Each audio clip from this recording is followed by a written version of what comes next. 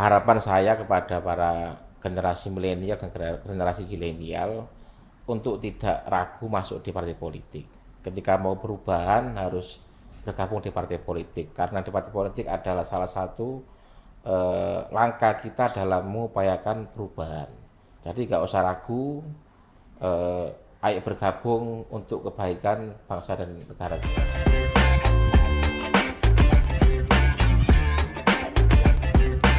Empower, selamat datang di podcast Suara Rakyat.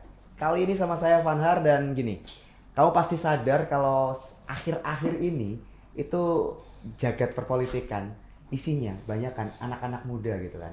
Cuman yang jadi masalah, kapan hari kan viral juga tuh di sosmed. Iya percuma, muda tok tapi nggak punya kualitas. Nah kali ini kita bakal bahas yang seperti itu Empower. Apakah bener kayak gitu sih politik anak muda itu kalau kita ngomong kualitasnya ya nggak semua bagus apa iya. Nah, sama Pandar sudah ada Mas Salim Azhar, Siap. Komisi C DPRD Jawa Timur. Selamat datang kembali Mas. Siap, Kapan siap, hari Mas. kita sudah ngobrol-ngobrol dan Mas Salim Azhar ini adalah salah satu perwakilan anak muda juga nih. Beda 11-12 lah ya sama Pandar. Mas, ini kan Mas Salim ini kan bisa dibilang perwakilan anak muda gitu kan. Kenapa berani terjun ke politik praktis Mas? Katanya serem. Oke, terima kasih atas waktunya. Alhamdulillah sekarang pagi ini kita bisa diskusi lagi dengan teman-teman suara rakyat. Betul. Ya tadi disinggung soal anak muda yang berpolitik. Ya. Ada yang mengatakan serem atau tidak serem.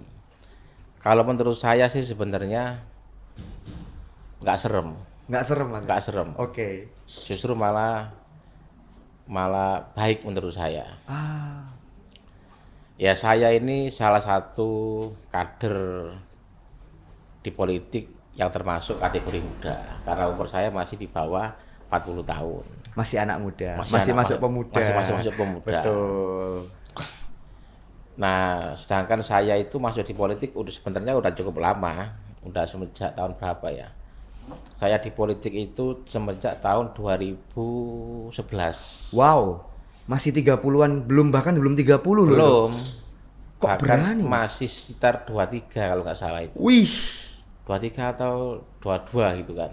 Wow. Jadi panjang Mas ceritanya Mas. Ceritanya panjang. Jadi saya itu kan memang dulu pernah kuliah di IAIN Sunan Ampel. Waktu itu saya aktif di salah satu ormek kampus Oke. yaitu PMII. Oke.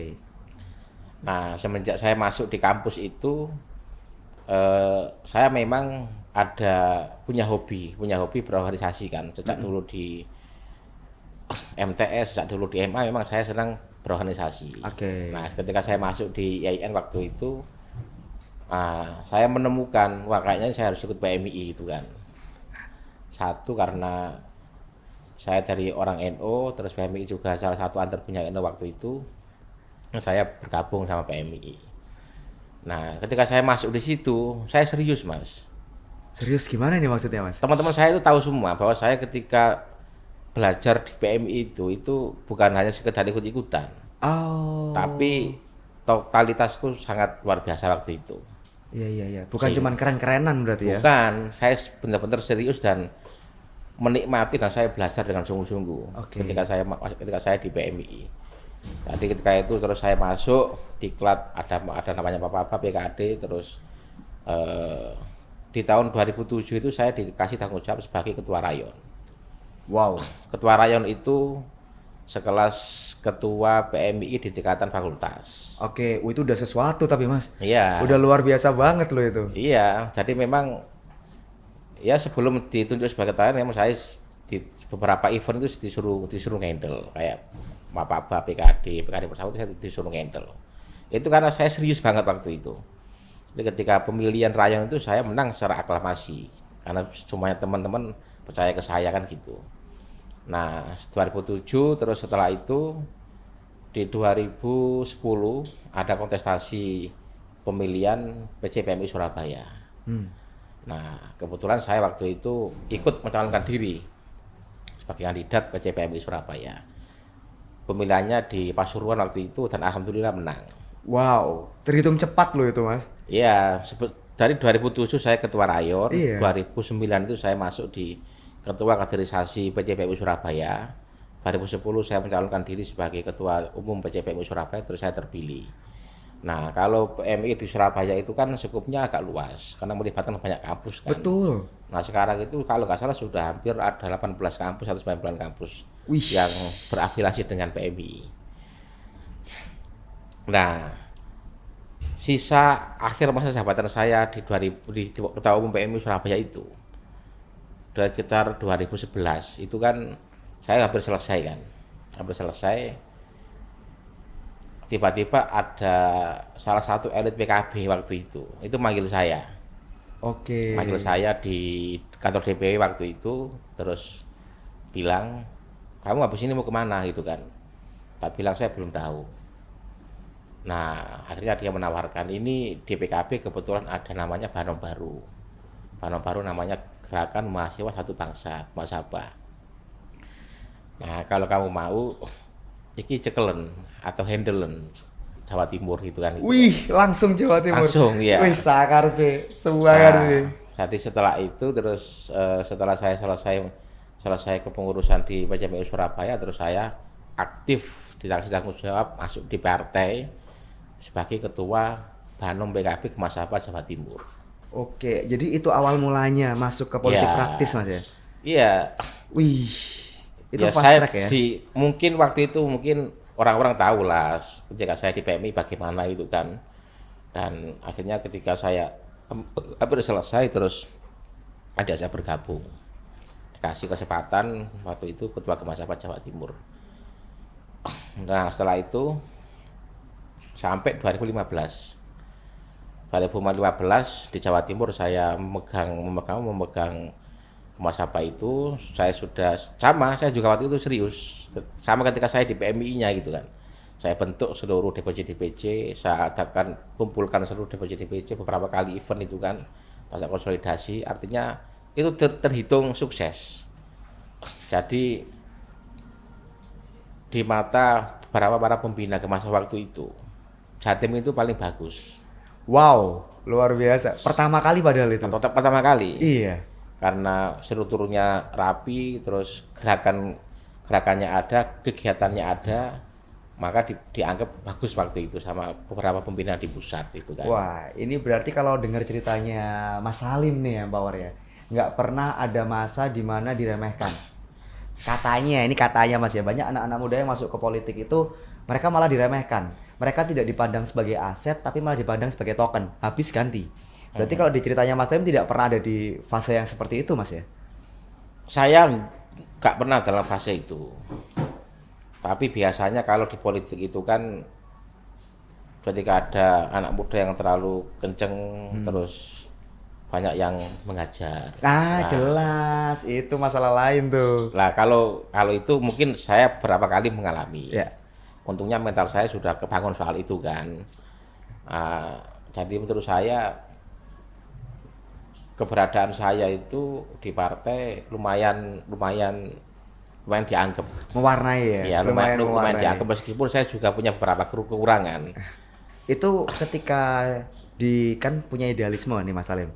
Dapat serangan, survive-nya gimana Mas? Itu berat banget loh. Saya coba bayangkan, Vandar coba bayangkan kalau ada di posisi Mas Salim. Tabrak kiri kanan. Pusing loh, tiap hari nggak pusing Mas? Ya pasti pusing, pasti jenuh. Tapi untungnya saya sudah terlatih dalam hal itu. Latihannya gimana Mas? Ya dulu waktu di PMI itu. Oh. Makanya kan ya antara di PMI dengan di partai itu sebenarnya hampir sama lah. Mungkin karena skupnya yang berbeda, tapi secara dinamikanya itu hampir sama. Jadi ya namanya pertandingan kan kadang-kadang beras Iya tumbang, juga ya. kadang-kadang juga gak tumbang kan sudah biasa kan. Tapi Betul. mental itu memang dari awal sudah saya bangun bahwa risiko-risiko di politik apa itu sudah kita siapkan. Nah ini mumpung Mas Salimnya bicara soal resiko nih ya Bapak. selain diremehkan, ditabraki karena punya idealisme. Anak muda itu kan ciri khasnya idealismenya toh Mas. Apalagi nih Mas resiko ketika anak muda itu masuk ke politik praktis? Sebenarnya bukan hanya idealisme ya, sebenarnya itu di politik itu kadang-kadang melihat anak muda yang terlalu kenceng itu juga dianggap offset. Oh, malah dianggap offset. Dianggap offset karena mungkin tidak menghargai orang-orang tua yang lain gitu kan gitu loh. Jadi bahasa kasarnya nggak mau disaingi lah. Tapi Kalah hal itu saing. saya kira hal yang lumrah di politik. Betul. Makanya harus hati-hati. Kalau Iya anak sih. muda kalau pengen kenceng itu harus hati-hati, harus berpikir panjang soal efek resiko dan lain-lain. Positioning nggak sih Mas? Maksudnya ya kamu kenceng itu boleh gitu loh, tapi jangan yang bablas gitu. Ya harus terukur. Harus terukur, ada takarannya Iya, ya, ada kalau takarannya. kalau dulu kita kan mungkin masih sangat sangat muda ya, jadi terus ada egoisnya juga sehingga nggak memikir itu. Kalau sekarang kan mungkin kita berpikir itu kan, Iya, saya iya, kira iya, iya. masih bisa nahan lah, masih bisa nahan gitu kan. Tapi jadi menarik sih Mas, karena pada akhirnya kan paham, oh ya memang butuh waktu gitu kan. Dulu kan Butuh darah waktu. muda menggebu-gebu gitu kan. Iya butuh waktu. Nanti kok masih akan tahu sendiri nanti. Iya, oh kerasa ngatur, gitu ya. cara ngatur ritmenya bagaimana itu pasti akan terlatih sendiri. Oke, jadi semakin menarik nih yang Power karena ceritanya Mas Salim ternyata nggak cuman bunga-bunga sama pelangi. Di awal kayaknya bunga-bunga sama pelangi Mas cepet banget habis dari ketua rayon, loncat ke ketua kampus ya sempet PC kampus pernah, habis gitu juga ke PC PMI Surabaya. Ternyata nggak cuman itu, ada juga masalahnya yang dihantam gara-gara idealisme ya gitu, walaupun tidak pernah diremehkan untungnya gitu kan.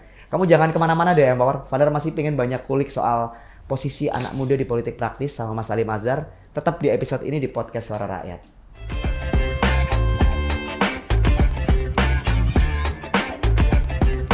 Balik lagi di episode kali ini sama Mas Salim Azhar yang Power di podcast Suara Rakyat. Episodenya masih sama, soal anak muda di politik praktis. Nah, pasti ada mentor toh Mas. Dalam setiap perjalanannya Mas Salim pasti ada mentornya. Nah, kalau sekarang ini mentornya siapa nih Mas Salim?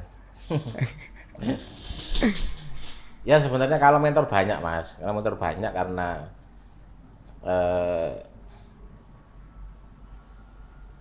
mungkin orang-orang itu tahu apa yang saya lakukan itu kan, sehingga banyak yang memberikan apresiasi sehingga rekrut atau ngajak diskusi. Oke. Jadi mentor saya banyak di politik, terutama di PKB ada sekitar 3 sampai 4-an lah. Oke.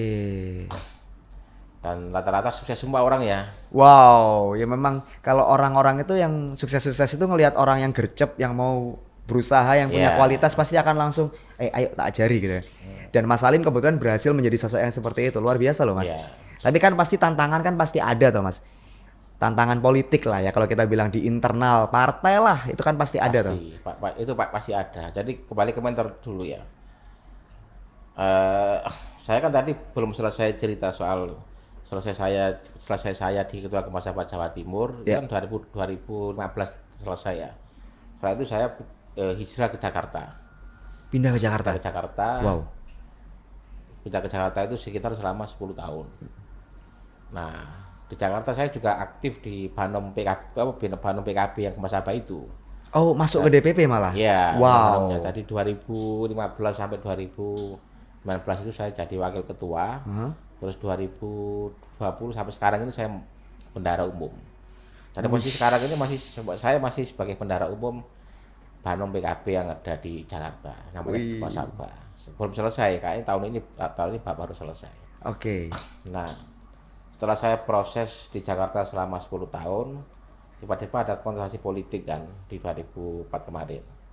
Nah, saya diajak sama Ketua DPW PKB namanya Gus Halim Iskandar, yang Oke. waktu itu sebagai Menteri Desa. Oke. Diajak untuk dikasih kesempatan untuk ikut berkompetisi di Dapil Jatim 10. Jatim 10 itu berarti Jombang Mojokerto. Coba Mojokerto itu dapil berat loh Mas. Dapil berat. Dapil berat loh itu. Waktu itu ada 2 kursi, terus saya sebagai pendatang baru. Hah. Tapi saya waktu itu cukup optimis berhasil. Karena ya keyakinan saya. Ngeri banget nih. Anak muda datang ke dapil yang lumayan berat, Karena kan itu pasti isinya basisnya PKB semua dan orangnya sangar-sangar juga. Itu baru yang PKB, belum partai-partai lain. Ya. Anak muda masuk mendobrak sangar Mas dan berhasil. Dari awal optimis, kayaknya perwujudan manifesting positive thinking Mas ya. Ya, itu penting di politik itu. Oh, beneran Mas? Iya. Manifesting positive thinking itu penting. Optimisme itu harus dibangun dengan serius soal di politik. Keyakinan itu harus dibangun. Sehingga ketika kita melangkah itu gak ragu-ragu. Tentunya dengan apa ya? Tentunya dengan ya berpikir tentang sisi kiri sisi kanannya lah, berpikir banyak soal itu. Jadi memang positive thinkingnya itu penting karena supaya kamu kalau mau jalan itu enak, nggak ragu. Kalau ragu di politik nggak bisa Mas ya? Agak susah menurut saya. Karena terlalu banyak ragu itu akhirnya nggak ngapa-ngapain. Ya juga sih. Diem di tempat nggak kemana-mana, cuman mikir ini nanti jangan-jangan seperti ini. Iya mau ke kiri ragu, ke kanan ragu. Itu dia loh. Itu akhirnya malah nggak ngapa-ngapain. Malah akhirnya stuck di tempat ya. Ya, jadi harus berani mengambil risiko kalau di politik itu. Jadi kalau maunya main aman kayaknya nggak cocok sih ya, Mawar. Kalau kamu niatnya mau main aman nggak cocok buat ada di politik gitu Mas ya. Nggak cocok. Harus fight gitu ya. Harus fight. Ngomongin soal partai politik nih kan, mumpung Mas Salim tadi bilang langsung masuk ke DPD waktu itu ya, DPD Jawa Timur ya, ke Mas Aba ya Mas ya. DPW kalau PKB. Oh DPW. DPP. Oke, langsung masuk, belum lulus kuliah langsung masuk ke partai politik. Anak muda yang pingin berkecimpung di politik Mas, haruskah masuk partai politik? Soalnya sekarang itu Fandar lihat ya, banyak di sosmed, mereka itu nggak mau masuk partai Mas. Pengennya ya udah aku bikin social movement aja, gerakan-gerakan sosial aja. Kalau masuk partai enggak deh. Nah, kalau menurut Mas Salim pripun tuh Mas? Tapi sebenarnya itu Mas, politik dulu sama sekarang itu sudah agak berbeda. Oke. Perbedaannya itu sekarang itu parlemen baik di tingkat DPR RI, DPR provinsi sama kabupaten itu sudah banyak wajah-wajah anak muda. Oh iya banyak banget tapi Mas. Iya. Anak muda. Banyak banget. Termasuk di Indrapura, Jawa Timur pun banyak yang muda sekarang itu. Bahkan Komisi C anak mudanya banyak muda semua. Muda semua loh Komisi C itu. Lah yang tua itu. Muda semua. Artinya gini, itu sudah ada penggeseran tradisi kan. Kalau dulu saya kira orang muda itu agak susah masuk di partai. Lebih didominasi oleh orang tua. Nah, sekarang itu sudah ada kesadaran bersama itu kan, bahwa yang muda itu kasih kesempatan. Kalau nggak itu nanti yang teruskan siapa gitu loh. Wah, termasuk DPKB itu menurut saya partai yang benar-benar memperhatikan anak muda itu DPKB. Oke, berarti memang kalau di partainya Mas Salim di PKB itu anak muda punya ruang yang nyata. Oh iya bos. Gak cuma jangkep-jangkepan kan Mas? Gak jangkep-jangkepan. Artinya anak muda yang jaga punya potensi pasti akan didorong. Oke, berarti memang kalau kita bicara anak muda yang ingin masuk ke politik itu harus masuk ke partai politik. Harus. Social movement aja nggak cukup nih Mas? Gak cukup. Ya mungkin dari sosial itu bisa lah. Oke. Sehingga nanti partai punya pertimbangan untuk merekrut dia. Modelnya ya. Di sosial nggak cukup karena kebijakan itu adanya di politik kan gitu. Oh iya juga sih. Jadi tetap harus bergabung di partai politik. Karena bagaimanapun juga yang ada di sektor pembuat kebijakannya dari partai politik. Dari partai politik. Kalau mau punya ambisi untuk perubahan ya harus di partai politik. Social movement itu jadikan apa istilahnya? Kalau kata teman-teman Vander adalah political capital, modal politiknya dulu, modal sosialnya dulu. Iya. Oke. Ketika tadi Mas Salim bilang kalau di partai difasilitasi, nggak cuma jadi jangkep-jangkepan. Itu kan di partai Mas. Kalau di parlemennya sendiri gimana Mas? Di DPRD Jatim sendiri, anak-anak mudanya ini sama. Ya mungkin ada waktunya mereka untuk belajar gitu kan. Tapi PKB itu menurut saya partai yang benar-benar serius dalam hal memperhatikan kader muda. Ya termasuk ada struktur DPP, terus ada bahan-bahan yang dibuat oleh PKB itu kan. Itu salah satu bahan itu untuk mengisi anak-anak muda yang punya kemauan, punya potensi baik di partai untuk masuk ke sana. Diberi ruang untuk ekspresi ya. Iya, jadi kayak di PKB itu ada bahan namanya Garda Bangsa, ini khusus pemuda. Ada Kemasaba khusus mahasiswa. Ada Perempuan Bangsa untuk kader-kader perempuan. Ada Gerbang Tani, ada Panji Bangsa sekarang yang Baru ya? Iya baru itu Panji Bangsa. Ada gerbang tani, semuanya itu sudah disiapkan. Bahwa pemuda ini di sini nantinya fokus pada wilayah ini gitu kan. Itu sudah disiapkan semua. Tapi kalau di ekosistem Indrapura nih Mas, anak mudanya ruangnya sama nggak Mas? Maksudnya jangan-jangan ketika di partai politiknya sudah bagus, begitu masuk ke parlemen kalah sama senioritas. Seniornya bilang, "Sik, gurung wayamu.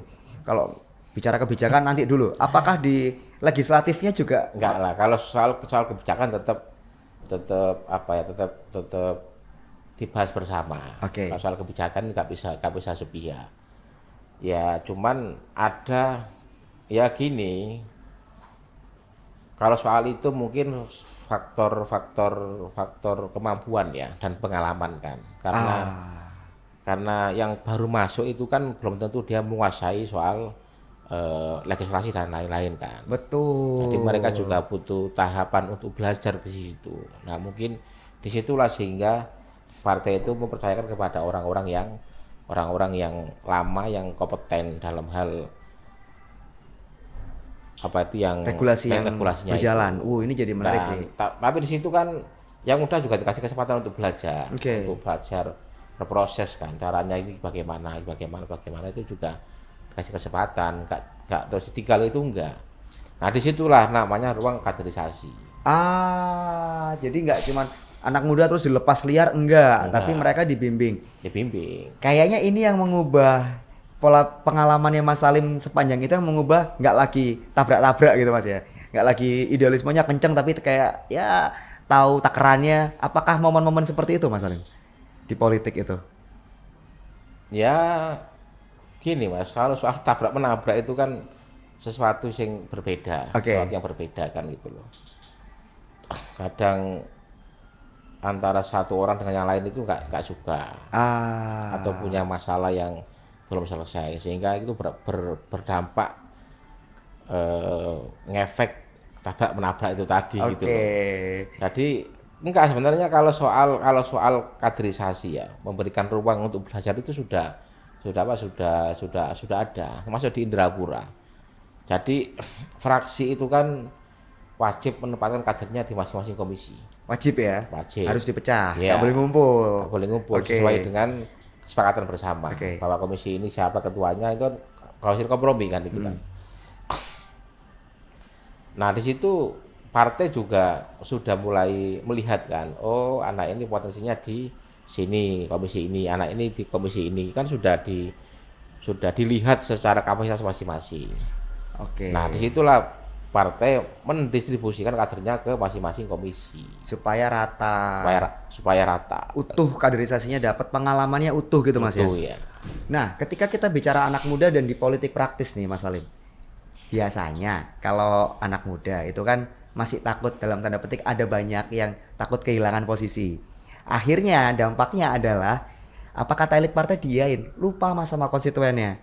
Yang kalau kata anak-anak muda itu penjilat, butuh buat ngisi biar punya jabatan, konstituennya lupa. Banyak nggak kayak gitu Mas? Atau di pengalaman Mas Salim sendiri pripun ketika dihadapkan dua pilihan? Ada pilihan antara konstituen atau elit politik, elit partai? Elit partai. Ya lihat dulu persoalannya, tapi elit partai itu juga penting. Nah, kan itu soal teknis saja Mas. Kalau semisal dibutuhkannya itu bebarengan, kan kita tinggal milih. Misal, saya ketemu dulu sama elit politik. Nanti yang konstituen kita undur besok itu kan bisa kan itu loh. Tapi DPR provinsi itu kan ada instrumen kayak sosialisasi itu kan. Itu hampir tiap bulan dilakukan, itu sudah bisa bertemu dengan seluruh tim, seluruh masyarakat yang ada di dapilnya masing-masing. Pernah nggak Mas tapi ada di posisi yang untuk pilihin loh, ini kata elit partai disuruh A nih, tapi konstituenku mintanya B. Gimana Mas ketika ada di posisi? Belum sih, saya belum. Untungnya belum ya? Saya belum pernah masuk dalam fase itu. Oke. Ini jadi semakin menarik sih ya, Mawar, karena ketika kita bicara elit partai, itu kadang kan ya mereka punya persepsinya sendiri. Kamu jangan kemana-mana, Vaner masih akan kulik lagi soal anak muda di politik. Masih banyak pertanyaan Vanhar, tetap di podcast Suara Rakyat.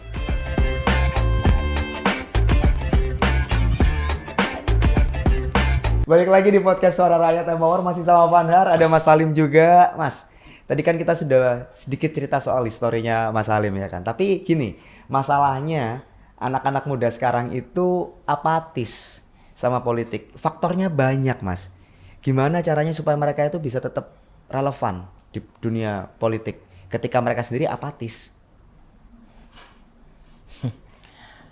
Apa ya?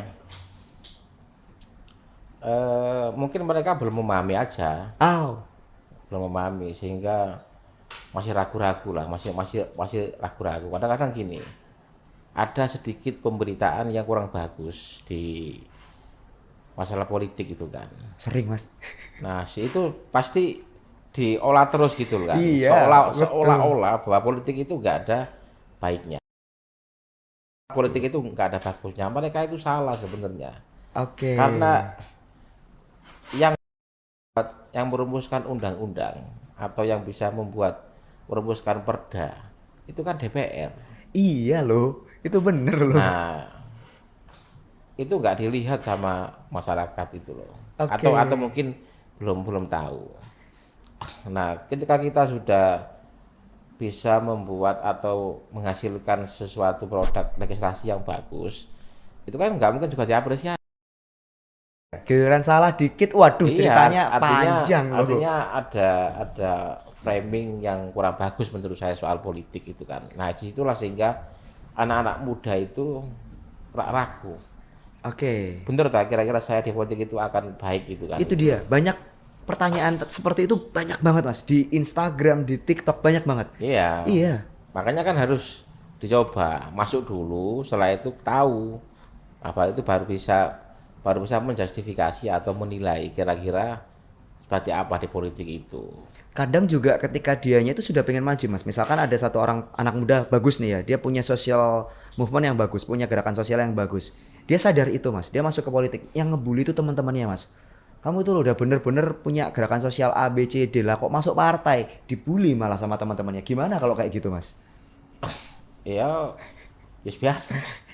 Oke. Setelah dibully itu, ya kita dengarkan dengan baik itu kan. Tapi tetap kita melakukan hal-hal yang baik sehingga nanti mereka akan tahu hasil yang didapat itu apa. Harus tahan banting berarti ya? Oh iya bos, itu apa ya? Itu modal utama. Oke. Mental itu harus kuat di politik itu. Karena mau masuknya aja pasti udah omongan gak enak, Iya. wang gitu ya. Dirasani. Iya. Banyak yang kayak gitu. Fitnah itu kan udah biasa di politik. Makanya kan tadi saya bilang di politik itu paling utama itu sebelum pandai, sebelum pinter ya itu harus punya modal mental yang kuat. Tatak lah kalau ada Surabaya. Harus tatak ya Mawar. Kamu tuh kalau mau masuk politik, kalau kamu mau bawa perubahan, kamu harus tatak. Nah, tapi kalau kita ngomong soal tatak dan citra politik yang sedang karena framing tadi sedang tidak baik-baik saja, Mas Salim sendiri supaya bisa mengubah itu gimana Mas? Ada upaya nggak?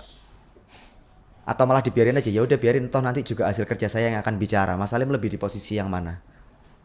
Ya kita melakukan hal-hal yang sesuai dengan aturan. Semisal kayak di provinsi itu ya kita sering menyapa masyarakat dengan pakai instrumen Solo Sembilan tadi. Oke. Nah, itu adalah salah satu instrumen DPRD untuk bisa dialog bertemu dengan konstituen yang ada di dapilnya. Oke. Saya kira itu semuanya begitu di DPRD ya, karena kita harus mengumpulkan orang 125. Satu bulan itu bisa 8 kali. Wow. Nah, itu kan salah satu wujud kita berdiskusi dengan konstituen. Ya. Temanya pun kita variatif, mau tema sosial, tema keberagaman, tema soal UMKM atau apa itu kan juga kita diskusikan dengan mereka. Nah, itu yang kita lakukan selama ini. Selain itu juga ada reses kan. Reses itu kan salah satu jaring aspirasi DPR dengan konstituen. Nah, kira-kira nanti masyarakat mengusulkan program apa. Nanti kita yang bawah, nanti kita kasihkan ke eksekutif. Berat. Nah, Oke. itu juga sebenarnya sudah bagus gitu loh. Artinya memang keberadaan DPRD itu memang ya menjembatani antara masyarakat dengan pemerintah. Optimalisasi di program yang sudah ada berarti untuk supaya nabrakin framing yang nggak Belum beres tadi. belum tentu yang sudah ada. Artinya gini, bahwa kan ada anggaran hibah itu kan. Oke. Nah, DPRD kan juga bisa mengusulkan anggaran itu gitu loh. Artinya bahwa semisal ada masyarakat di dapil saya itu Jombang atau Mojokerto itu yang pingin masjidnya itu diperbaiki atau pingin buat masjid baru itu kan. Nah, itu kan bisa kita tampung. Kita tampung, nanti kita bawa ke pihak eksekutif untuk direalisasikan. Wah. Nah, ini kan kalau masyarakat langsung kan nggak mungkin bisa. Itu Nah, dia. artinya butuh mediator yang menyampaikan ke pihak pemerintah. Dan di situ Mas Salim berperan. Ya, di situ kita berperan. Oke. Artinya bukan janji kosong. Ada loh sebenarnya itu. Ya pasti ada, tapi nggak semuanya kan. Iya iya iya iya ya, Nggak semuanya. Artinya orang itu kan susah Mas melihat kebaikan orang itu kan. Itu bener. Pasti kan dilihat sisi jeleknya kan yang Iya. itu pasti terus dibahas terus gitu. Salah dikit dibahasnya 10 tahun. Salah dikit itu ceritanya kemana-mana. Tapi ketika bener, ya udah. Nah kayak gini-gini kan kadang-kadang orang nggak tahu Iya. bahwa DPRD itu bisa menjembatani antara masyarakat dengan pemerintah, termasuk Betul. dalam hal pembangunan di bawah pesantren atau jalan atau apa itu kan bisa dilakukan seperti itu kan. Oke. Dan menurut saya itu hal yang bagus. Ya. Hal yang bagus, bayangkan itu ada 120 orang yang terbagi di masing-masing dapil. Semuanya bisa menampung aspirasi, usulan di dapilnya masing-masing untuk kita bawa ke pihak eksekutif. Kan pasti sampai berarti kalau kayak gitu. Nah, berarti kan bagus yang dilakukan oleh Iya. teman-teman DPR kan. Sebenarnya bagus loh. Cuman ya itu tadi framing Mas. Iya. Kalahnya di framing. Nah, ketika Mas Salim ketemu konstituen, otomatis kan sebagai representasi anak muda, konstituennya juga muda-muda. Ngelihat ada harapan baru nggak Mas untuk gerakan politik anak muda ini? Ada, wah ini beda nih sampai zamanku. Zamanku dulu kayak gini, ternyata sekarang mereka lebih cepat lagi, lebih sangar lagi. Pernah nggak Mas? Ya pastinya karena yang muda itu pasti harus lebih energik. Ya. Lebih energik, lebih totalitas, lebih militan daripada yang lebih tua kan. Karena mungkin faktor umur itu juga mempengaruhi kan itu loh. Mobilitas ya Mas ya. Mobilitasnya juga harus lebih tinggi. Iya iya iya. Jadi ada lah ya harapan anak-anak muda ini supaya lebih satset wet gitu. Buanter larinya di politik itu ada. Tinggal tadi harus tatak dan harus mau. Iya. Tadi kita sudah bahas banyak soal cerita nggak enaknya ya yang Power ya. Mulai dari dipandang remeh, habis gitu sempat juga diserang juga gitu kan karena kenceng gitu kan Mas. Cerita serunya Pak Mas, yang enak-enak Pak Mas sebagai politisi muda, yang menyenangkan, yang bener-bener wah ini seru nih gitu. Ada nggak Mas?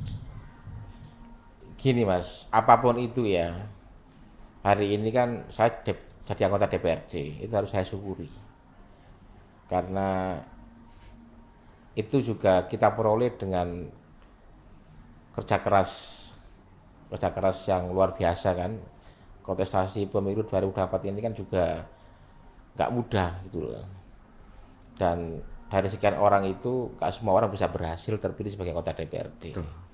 Artinya keberadaan hari ini itu ya saya harus mensyukuri itu apa yang diamanahkan saya pada hari ini. Oke. Ya kita jalani tugas apa kita lakukan, terus kita melakukan kunjungan-kunjungan kemana sesuai dengan tugas-tugas komisi. Ya mungkin itu aja, sebenarnya ada enak ada gak enaknya sih. Ya, Kalau itu hidup sih lah ya. sisi Dua sisi ada lah. dua sisi. Iya, namanya hidup itu pasti dua sisi kok Empower. Ada enak, ada yang gak enaknya. Nah, terakhir nih Mas Salim. Pesan dari Mas Salim, politisi muda, buat anak-anak muda lainnya, buat Empower yang masih Gen Z, yang masih milenial, supaya mereka nggak lagi ragu, supaya mereka nggak lagi mikir bahwa politik itu isinya julek. Toh ya Mas. Monggo Mas Salim. Ya harapan saya kepada para generasi milenial dan generasi zilenial untuk tidak ragu masuk di partai politik.